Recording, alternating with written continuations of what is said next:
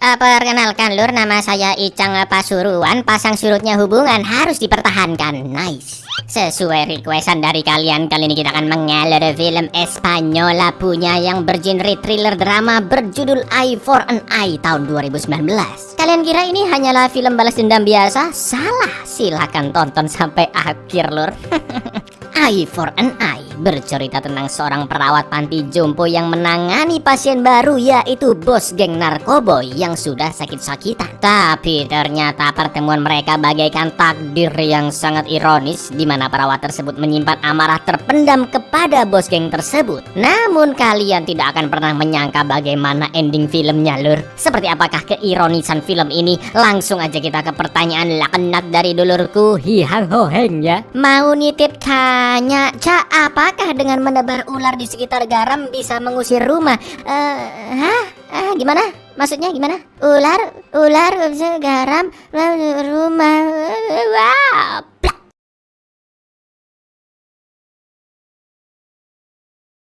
Film dimulai dengan seorang pria bernama Kike yang sedang bersama para kru kapalnya. Mereka memasukkan orang yang baru mereka tangkap, yang kita sebut saja dia Paijo ya, ke dalam kerangkeng dan ditenggelamkan ke dalam laut. Sangat-sangat keji sekali. Lalu scene pun berganti ke seorang bos geng narkoboy yang sudah tua, yaitu Padin, yang sedang menjalani check up kesehatan di rumah sakit penjara. Karena kesehatannya semakin buruk, Padin pun dibebaskan dari penjara dan dijemput oleh salah satu anaknya yang bernama Tono. Sebelum pergi, dia menjawab telepon dari Kike yang ternyata dia adalah anak keduanya dan meminta kaki Paijo dipatahkan sebelum dibunuh dengan dicemplungkan ke dalam laut. Udah tua, kriminal, sakit-sakitan, masih sempat-sempatnya aja bikin dosa. Alih-alih balik ke rumah untuk dirawat, Padin memaksa Tono agar membawanya ke panti jompo saja. Dan inilah, mata dibalas dengan air tuba. Bukan dong, mata dibalas mata. Yo tiene la pata rota. Ya veo por dónde va. Y salgo, voy a ¿A la residencia por qué? de los cojones. Di lain tempat, sepasang suami istri yaitu Mario dan Julia sedang menjalani kursus ibu hamil. Setelah selesai, Mario diantar istrinya ke panti jompo di mana dia bekerja sebagai kepala perawat di sana. Tak lama kemudian bersama Kike dan Tono, Padin pun datang dan dia akan mulai dirawat di sana. Sebagai kepala perawat, Mario pun langsung menghandle Padin, namun dia terlihat agak nervous lur. ¿Qué tal? ¿Cómo están? Quería ser el jefe de enfermeros. Sebelum pergi dari sana, Tono pun mengatakan kepada Padin jika kedepannya dia akan menjalankan geng narkoboynya tanpa menunggu keputusan dari Padin, karena ayahnya itu lebih memilih tinggal di panti jompo daripada di rumah. Tapi bagaimanapun Padin tetap dipersilahkan jika ingin kembali tinggal di rumah. Sedangkan Kike sempat mengancam akan berbuat rusuh di tempat itu jika Mario sedikit saja berani berkata kasar atau tidak hormat kepada Padin. Namun sepulangnya Tono dan Kike, terlihat Mario yang seakan-akan masih tidak percaya jika Padin ada di panti jomponya. Di rumahnya dia juga begitu fokus menonton berita tentang Padin, di mana banyak orang yang tidak setuju atas kebebasannya karena kasus-kasus geng narkoboynya sudah memakan korban yang tidak sedikit. Apakah sebenarnya hubungan antara Mario dan Padin? Kita ikutin aja alurnya lur ya. Le falta el respeto a mi padre. Y monto la de Dios. Yo sin ti, ¿oíste? Que se las tienes abiertas cuando quieras. La salida a prisión por Porque por culpa de él murió mucha gente. Seperti pasien panti yang lainnya, Mario yang memang pandai mengambil hati dan mengurus orang-orang tua pun menemani Padin berjalan di taman, makan siang, memandikannya, mengganti bajunya, sampai mengantarnya tidur kembali ke kamar. Pokoknya si Mario ini adalah perawat khususnya si Padin lur. Sehabis bekerja, Mario pun pergi ke sudut kota untuk membeli heroin. Lalu sempat disapa oleh seorang pria yang mengenalnya dan mengatakan, "Loh, bukannya ente sudah mati ya? Kok masih hidup sih?" A ti te conozco, tío. Pero tú estás muerto. Dari sana Mario menyiapkan heroin dan menyuntikannya ke jari kaki Padin. Mario mengaku jika itu adalah obat yang memang harus disuntikan di kakinya karena Padin sudah kesulitan menelan dengan tenggorokannya. Medicación se la voy a poner en vena, mucho la garganta, ¿vale?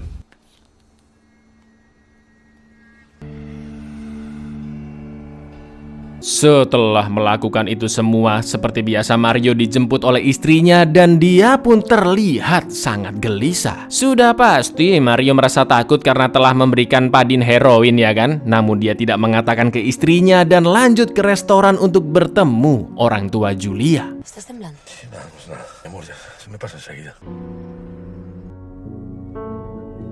Keesokan harinya Kike dan Tono menjenguk Padin di panti jompo dan sempat membahas transaksi narkoboy mereka yang hampir deal, yaitu dengan geng Kolombia dan Tiongkok. Mendengar itu Padin pun meremehkan mereka karena tidak percaya jika kedua anaknya bisa menjalankan geng tanpa dirinya. Melihat sikap ayahnya, Kike yang memang lebih temperamental pun sempat berkata kasar kepada ayahnya dan pergi duluan. Sedangkan Tono dengan tenang berusaha meyakinkan ayahnya jika mereka benar-benar bisa menjalankan usaha haram ayahnya itu. Es que te den por el viejo de los cojones.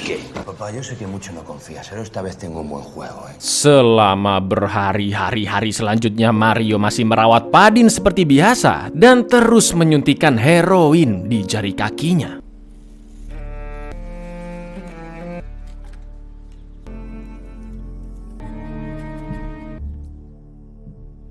Lalu suatu hari Mario mengantarkan Julia mengecek kehamilannya dengan USG di rumah sakit dan ternyata mereka akan dikaruniai anak laki-laki. Sambil melihat layar USG, Mario pun teringat masa mudanya yang menyuntikkan heroin ke seseorang. Karena Padin masih berada di panti jompo, Kike dan Tono pun akhirnya menjalankan transaksinya dengan geng Tiongkok. Yang naasnya transaksi mereka terlacak oleh polisi. Mereka dijebak dan akhirnya Kike tertangkap polisi.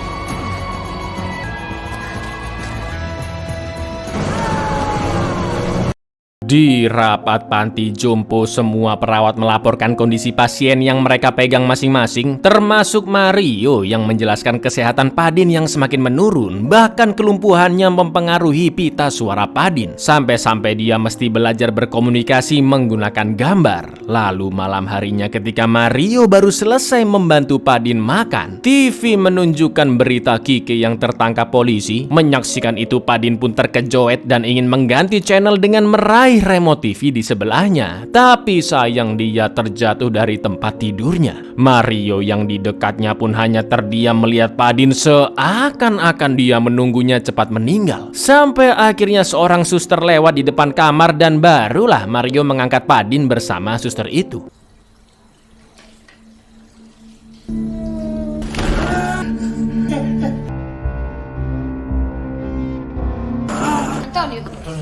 Antonio está bien.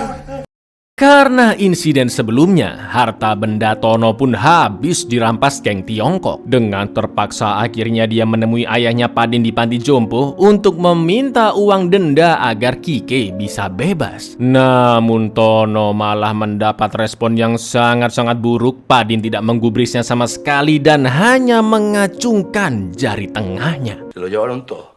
Pero bueno, lo importante es sacar a Kike, ¿oíste? A tomar por el culo. Tono pun datang ke penjara menjenguk Kike yang ketakutan karena orang-orang Kolombia di selnya terus menyiksanya gara-gara tidak kunjung membayar hutang transaksi sebelumnya. Kike pun syok karena ayahnya Padin tidak mau menolong, apalagi mereka berdua sama sekali tidak punya uang karena geng Tiongkok sudah merampas semua uang transaksinya. Tono pun berusaha menenangkan Kike, tapi penjaga menegurnya karena pengunjung tidak boleh menyentuh tahanan sama sekali untuk mencegah adanya penyelundupan barang berbahaya. Yang mana akhirnya Tono pun pergi dari sana, namun dia berjanji kepada adiknya untuk segera membebaskannya dari penjara apapun yang harus dilakukannya. Dar una lección, ¿oíste? No debe tocarlos. Te voy a sacar. El viejo y te voy a sacar. Aguanta. Dari sana Tono kembali datang ke panti jompo. Dia pun hanya melihat kondisi ayahnya yang semakin lemah dan sedang ditemani Mario di taman. Setelah Mario selesai bekerja, dia akan pulang dan menjemput istrinya Julia. Tapi ternyata ban mobilnya sudah digembosi dan tak lama kemudian dia dihampiri oleh pria bernama Sepas yang membawanya untuk bertemu dengan Tono. Karena nasihat Mario sebagai perawat selalu didengar oleh Padin, dia pun dipaksa untuk meyakinkan ayahnya kembali ke rumah. Bahkan Julia juga diancam akan dibunuh jika Mario tidak mengikuti permintaan Tono. Setelah itu Mario pun dikeluarkan begitu saja dari mobil dan Sepas mengatakan ke Padin bahwa bertahun-tahun yang lalu dia sempat melihat Mario membeli heroin berkali-kali di barnya. Sabar, masih banyak ada fakta yang belum terkuak ya kan lur? El abuelo para que bueno. Explicar también a tu mujer, está embarazada, ¿no? Toño, ya este tío lo conozco, ¿eh? Sepulangnya Julia ke rumah, dia pun sempat ngomel karena Mario tidak menjemputnya. Tapi Julia menemukan Mario sedang duduk di atas drumnya di gudang dan terlihat flashback masa muda Mario sebagai anak band yang saat itu memang sering mengonsumsi narkoboy. Lo mínimo que podías hacer si no vas a venir a buscarme es llamarme.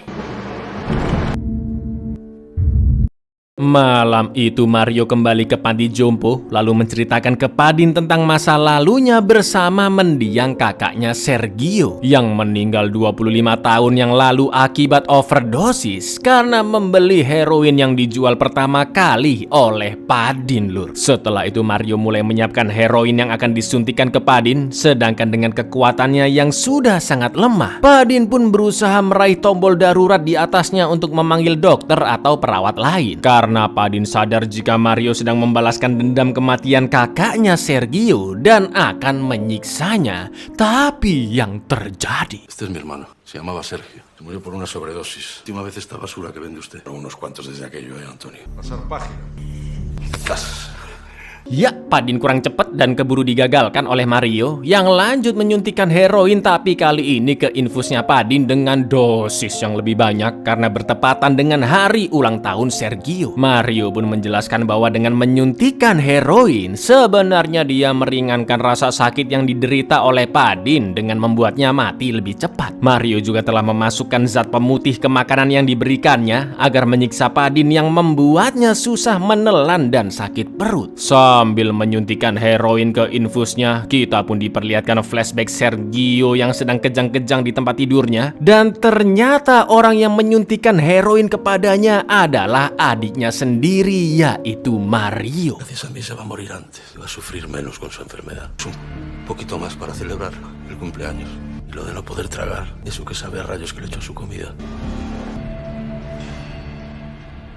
Masih berusaha membawa ayahnya pulang, Tono dan Sepas menculik salah satu staf panti jompo bernama Andres dan memaksanya membuat laporan palsu jika Padin adalah pasien ODGJ agar bisa cepat dibawa ke rumah. Tapi karena diancam terus-menerus, Andres pun panik dan kepleset terbentur sudut meja yang seketika merenggut nyawanya. Sementara itu di selnya Kike terus disiksa oleh geng-geng Kolombia yang masih menagih hutangnya. Bahkan itu endasnya dicemplungin ke dalam, ya itulah. Tiene a mi padre en casa. En un documento en el que dejes claro que mi padre está loco. Voy a llamar a la policía.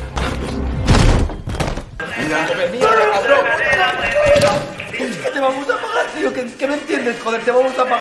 Keesokan paginya, Padin berusaha memberitahi perawat lain yang sedang mengecek ke kamarnya tentang heroin yang disembunyikan Mario di lemari. Sayangnya perawat tersebut tidak mengerti apa yang dimaksud oleh Padin dan Mario pun sudah keburu datang. Tak lama setelah itu Julia datang ke panti jompo dan menanyakan tentang Mario, yang mana Julia baru tahu jika pasien yang suaminya handle sekarang adalah Padin, bos geng narkoboy besar. Raut wajah Julia pun seketika terlihat gelisah begitu melihat Mario dan Padin di taman karena dia juga tahu penyebab meninggalnya Sergio dan beranggapan suaminya memiliki rencana untuk membalas dendam. Tiba-tiba Julia pun mengerang kesakitan karena ternyata air ketubannya pecah. ¿Ese es Antonio Padín?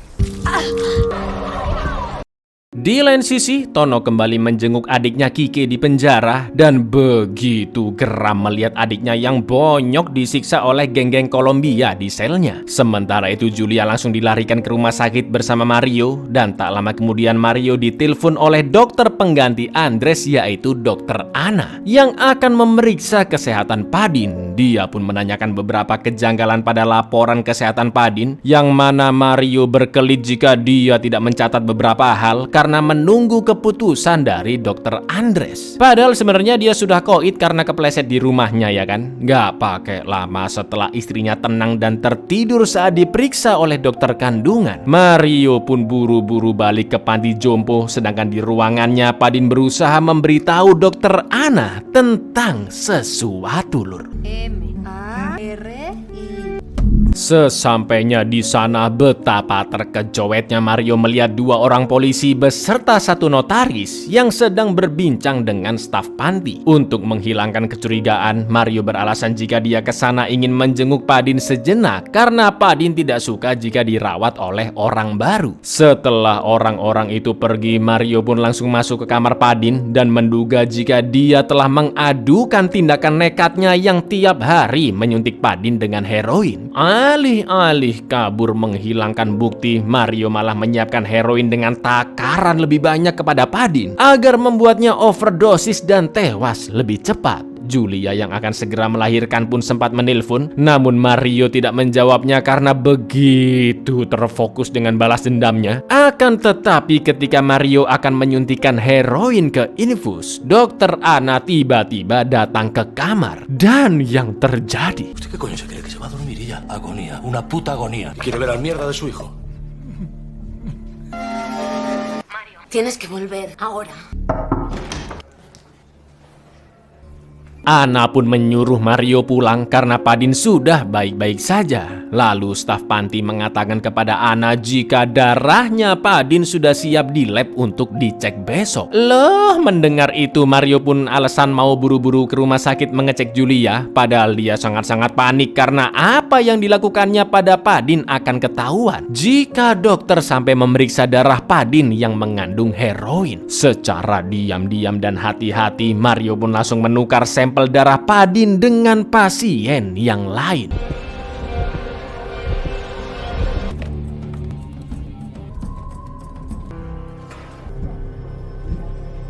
Dari sana Mario kembali ke ruangan Padin sambil menyuntikkan heroin. Mario mengaku jika dia membunuh saudaranya Sergio dengan memberinya heroin yang sangat-sangat banyak karena kakaknya sudah sangat tersiksa akibat overdosis heroin. Jadi sekalian aja ya kan lur maksudnya. Kita juga kembali diperlihatkan flashback Mario yang memeluk ibunya setelah Sergio tewas. Maté a mi hermano, lo acaba todo el rato. Acabará con aquello de una vez. ¿Qué quiero que acabe de una vez?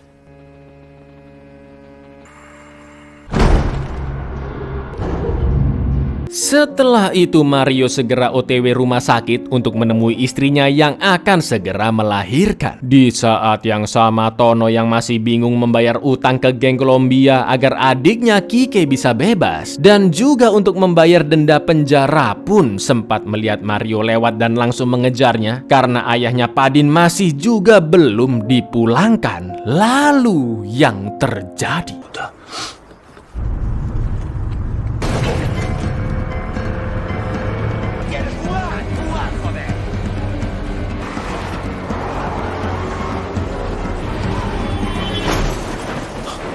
kecelakaan yang tak diduga-duga itu langsung merenggut nyawa si supir mobil dan juga Tono. Mario yang awalnya ketakutan tiba-tiba punya ide gila untuk menghilangkan bukti kejahatannya di panti jompo. Dia langsung menggunakan sarung tangan karet agar tidak meninggalkan sidik jari, lalu menempelkan suntik yang tadi Mario gunakan untuk memberikan heroin ke Padin ke jarinya Tono lur. Agar apa? Agar anaknya itulah yang menjadi tersangka pembunuhan ayahnya sendiri karena bukti sidik jari Tono ada di suntikan tersebut ya kan. Ngerinya si Tono ini sempat sadar lur. Belum mati dia, tapi sama Mario langsung disekap agar benar-benar membunuh si Tono. Sumpah sini ini ngeri banget.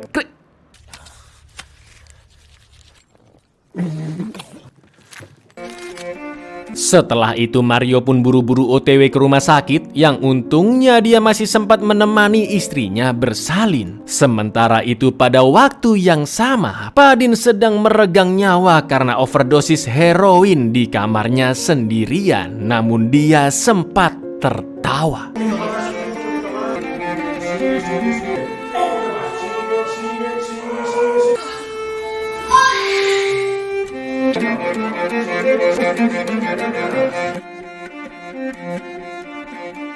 Di pemakaman Padin dan Tono yang disemayamkan bersamaan, hampir semua staf rumah sakit hadir termasuk Mario, juga anak Padin yang masih tersisa yaitu Kike. Namun dia malah mendengar musik kenceng-kenceng dan bersorak-sorai di pemakaman karena saking stresnya dan sudah begitu pasrah dengan segala kegilaan yang dialaminya. Mulai dari geng narkoboynya hancurlah, harta benda yang habis dirampas geng Tiongkok lah, penyiksaan yang dia rasakan sehari-hari di sel, juga tewasnya kedua anggota keluarganya. Setelah pemakaman, Mario ditemui Pak Notaris bernama Alfredo yang sempat papasan di panti jompo. Alfredo pun membawa Mario bicara bertiga bersama Kike untuk membahas tentang wasiat dari mendiang Padin yang menurunkan semua harta bendanya ke anaknya Mario, lur. Loh. Mendengar isi surat tersebut, Mario terkejut dan menolak mentah-mentah harta itu, tapi tetap saja yang bisa menolak warisan tersebut hanyalah anaknya yang masih bayi. Di lain sisi, Kike sangat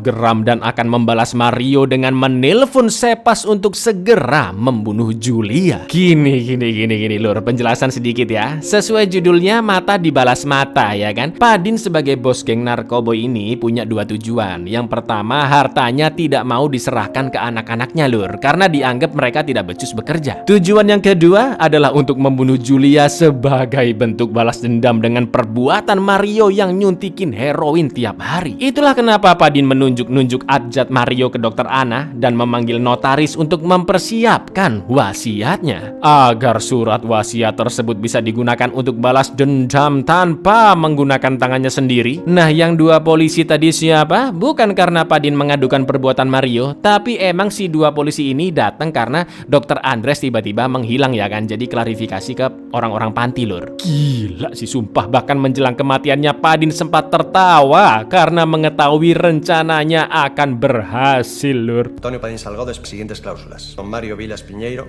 hijo de... Si usted fuese el heredero... Mario pun buru-buru pulang ke rumah sambil terus menelpon Julia yang tidak kunjung mengangkat teleponnya. Mana jalan sempat ditutup karena ada perbaikan pula. Padahal Sepas sudah sampai di rumah Mario. Sementara itu Kike yang sudah tidak punya apa-apa lagi berakhir dengan dibunuh oleh musuh-musuhnya di penjara.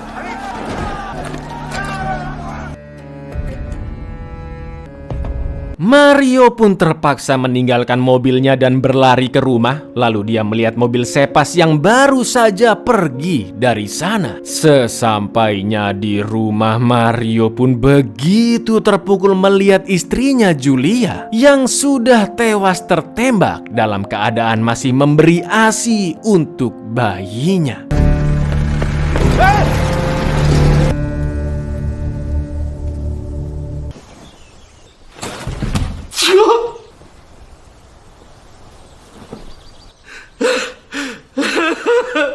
Buyer, emang film Espanyola ini nggak ada obeng sih, lur, nggak ada akhlak juga sih ya. Semua karakter utama di sini balas dendam semuanya, ya kan? Ingat ya, lur ya, balas dendam tidak akan pernah menyelesaikan masalah. Assalamualaikum, lur.